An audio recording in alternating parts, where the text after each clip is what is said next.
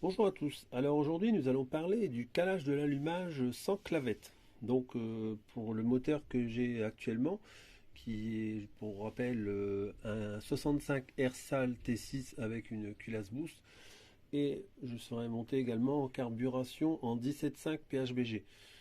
Donc pour cette petite configuration, je vais caler mon allumage sans clavette. Donc sans clavette, cela veut dire qu'en fait là, comme vous pouvez le voir sur mon vilebrequin, je n'avais pas de clavette vu que c'est un neuf. Et j'ai retiré, je ne mettrai pas de clavette sur cet allumage. Donc comment on fait quand c'est comme ça? Eh ben, on doit caler son allumage avec ce qu'on appelle une pige de calage. Donc là, ça c'est une pige de calage. Donc la pige de calage sert à régler l'allumage. Comme vous pouvez le voir, sur la partie supérieure, il y a des graduations. Et sur la partie ici, là où il y a une encoche, cela sert à regarder, en fait, quand vous allez régler votre allumage, le repère à l'endroit où vous avez votre point mort servira de point de départ. Donc là, comme vous pouvez voir, c'est gradué de 1 à 9, à 0. Bon, 0. En fait, quand on fait un tour, ça équivaut à 1 millimètre. Voilà. Donc là, comment on fait? On le met dans le puits de bougie. Donc, je vais le faire. Alors voilà, voilà, on met dans le puits de bougie, on met à fond. Une fois que c'est mis à fond, il faut aller chercher le point mort. Alors je vais essayer, mais ça va être un peu compliqué. Donc attendez, je vous reprends après. Alors comment on fait pour trouver le point mort? On serre la pige avec la molette ici, donc on le serre pour la faire enfoncer dans le cylindre. Alors moi ce que je fais, c'est que je mène avec une clé de 12 que je mets dans les deux mets plats au niveau du vilebrequin. Comme ça vous permet de tourner le vilebrequin facilement. Parce qu'après, bon, j'ai pas tellement de force au bout des doigts, donc du coup, je me sers de ça, ça permet d'aller simplement. Donc là, on voit que je suis embuté sur la pige de calage. Donc ce qu'il faut faire quand c'est comme ça, c'est le desserrer jusqu'à temps qu'on libère la pige de calage, on va dire. Donc là, j'avais déjà à peu près ajusté avant pour pouvoir mettre 2 heures. Donc là, donc en fait, vous desserrez au fil de... Ah, voilà. Vous voyez, là, vous sentez, ça fait un genre de... On sent qu'il passe le plomb mort haut. Voilà. Donc là, j'arrive vraiment... Alors là, quand vous sentez une légère résistance, mais que le piston passe, vous le remettez avant, avant le point mort haut, et vous redesserrez un tout petit peu, mais vraiment pas grand-chose. Là, je sens encore légèrement l'accroche au niveau du piston sur la pige de calage. Donc là, il faut vraiment que ce soit léger. Et en fait, à ce moment-là, là je suis au point mort. Donc je regarde au point mort. Donc je vais essayer de faire voir les chiffres sur la vidéo, ça va peut-être pas se voir beaucoup. Mais en fait là je vais regarder à combien je suis. Donc là je suis, même moi j'arrive pas bien à le voir, c'est pas top au niveau de la lumière. Donc là je suis en face du... J'aurais dû nettoyer ma pige avant, elle est un peu... Là je suis en face du 5. Donc là, sur ma pige, je suis en face du 5. Alors, moi, pour mon moteur, je vais le mettre à 1,3 mm avant le point mort. Donc, ça veut dire quoi? Ça veut dire que là, comme je suis au point mort à mon repère 5, je dois faire un tour plus 3 points.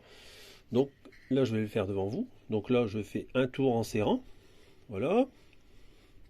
Je fais le premier tour, je le remets sur le 5 pour être à 1 mm. Donc là, je suis à 1 mm, j'ai même dépassé.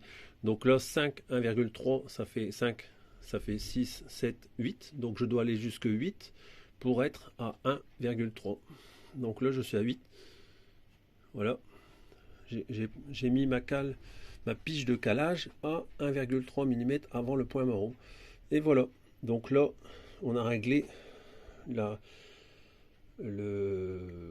l'avance de l'allumage à 1,3 mm avant le point mort. Donc maintenant, comment on fait pour... Alors, donc là, une main, c'est pas pratique. Donc toujours vérifier qu'on est bien embuté. Donc là, je suis bien embuté sur la pige de calage pour après pouvoir... Donc je vais pas pouvoir vous faire voir en vidéo.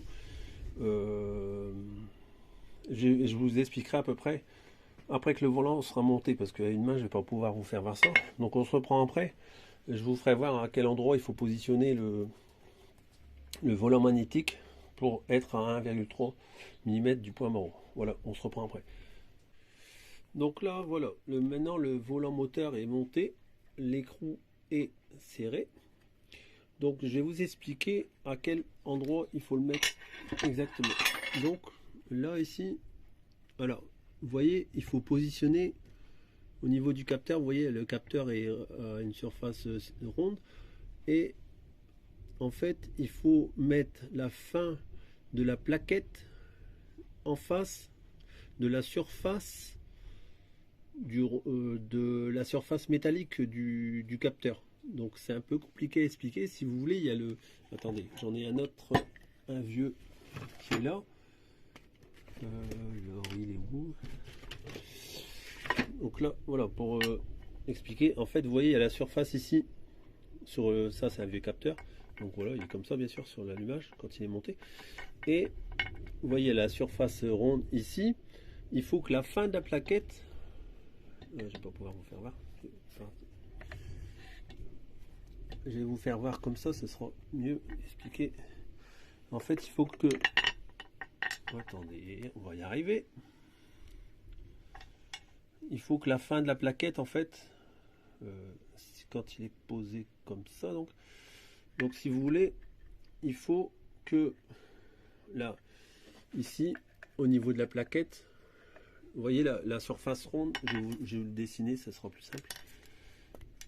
En fait, le rond doit arriver ici, comme ça, à ce niveau-là. Exactement ça. Voilà. Et ça, c'est votre repère. Il faut qu'il soit... votre rond doit arriver comme ça, ici. Et là, vous avez... ça fait votre capteur. Voilà. Quand on a du mal à expliquer, des fois, un petit dessin et ça suffit. Donc ça, c'est votre repère. Vous n'êtes pas obligé de faire un rond. Le rond, c'est pour vous expliquer et matérialiser, en fait. Et en gros, votre point de capteur, il est là, à cet endroit-là. Voilà. Donc alors, moi, ce que j'ai fait aussi, parce que en fait, c'est déjà un peu embêtant hein, d'aller repérer là, ici, entre deux. C'est pas évident à faire, il faut vraiment être bien éclairé, sinon vous avez du mal à avoir la position. Moi, souvent, je le fais à l'image démontée. Donc moi, ce que j'ai fait pour les prochains réglages, j'ai fait exprès, hein, j'ai fait un gros bariolage pour que ça se voit sur la vidéo. En fait, j'ai repéré, quand j'ai mis en position le capteur avec la plaquette, j'ai fait un repère sur ici la petite encoche qu'il y a. En fait, sur les anciens allumages, il y avait un genre de repère sur les rotors. Ils n'y sont plus maintenant. Et sur les allumages à rupteur, on voyait ça. Je crois même sur certains anciens allumages électroniques aussi, il me semble. Donc moi, ce que j'ai fait, c'est que j'ai pris un marqueur et j'ai fait mon repère lorsque j'avais bien calé mon capteur en face de la plaquette.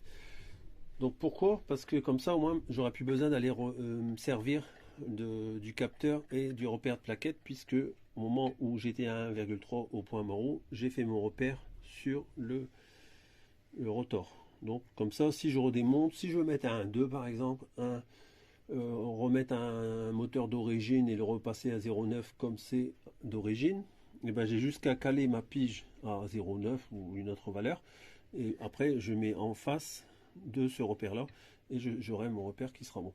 Donc voilà, c'est fini pour le calage de l'allumage avec à l'aide de la pige. Donc, alors oui, dernière petite chose que j'ai pas précisé dans la vidéo mais que je tenais à vous partager, c'est que lorsque vous allez serrer l'écrou d'allumage quand vous allez serrer l'écrou d'allumage, il faut retirer la pige. Bien entendu, il ne faut pas serrer avec la pige de calage, hein, parce que là, si je vous fais voir, vous allez comprendre pourquoi. Parce que ça paraît pas, mais il faut quand même bien le serrer l'écrou d'allumage. J'ai déjà eu des écrous qu'ils étaient bien serrés, et le volant il a bougé, donc il faut pas hésiter à bien serrer. Donc vous comprendrez que si on serre avec ça, bah, vous risquerez de faire un bel enfoncement dans le piston. Donc c'est pour ça il ne faut pas serrer avec la pige de calage, comme son nom l'indique, ça sert juste à faire une pige, ce n'est pas un bloc piston. Alors j'ai un bloc piston, mais honnêtement je m'en sers pas, je prends une corde. En fait vous mettez la corde dans le, dans le puits à bougie. Donc vous n'hésitez pas, vous en mettez pas mal. Hein. Et vous en mettez pas mal. Et après, comme ça, vous faites venir en butée. Donc vous faites déjà un petit serrage, bien sûr, avec la pige, mais en maintenant le rotor. Et après que vous avez serré, vous sentez que ça bouge pas tellement, que le rotor ne bouge pas, là vous mettez la corde dedans. Et là vous pouvez vraiment bien serrer à fond, quoi, pour pas que le rotor se décale. Voilà, donc c'est un petit détail qui a son importance. Et une dernière chose, donc là c'est un allumage que j'ai racheté neuf. À savoir que lorsque vous l'achetez neuf, il n'y a pas l'écrou de fourni. Il faudra prévoir un écrou en plus. Donc l'écrou de Villebrequin côté allumage n'est pas fourni avec l'allumage, même s'ils disent qu'il est complet. Et également, les deux vis qui servent à serrer la platine, il faudra que vous en trouviez vous-même pour les vis qui sont là, ici, là, qui sont vissées sur les bas carters, donc ne sont pas fournis avec l'allumage, hein, je tenais à le préciser. Toutes les autres vis, oui, mais sauf les deux vis de support d'allumage, et l'écrou de Villebrequin n'est pas fourni dans le kit d'allumage. Voilà, merci de m'avoir écouté, et n'oubliez pas, si vous avez des questions, vous pouvez aller sur mon groupe Facebook Tijo Moped, du même nom que la chaîne YouTube. Et n'hésitez pas si vous voulez avoir des renseignements ou si vous voulez que je fasse une vidéo sur un sujet précis qui pourrait coller, on va dire, avec ce que je fais actuellement sur la 103 MVL. Voilà, merci de m'avoir écouté, au revoir.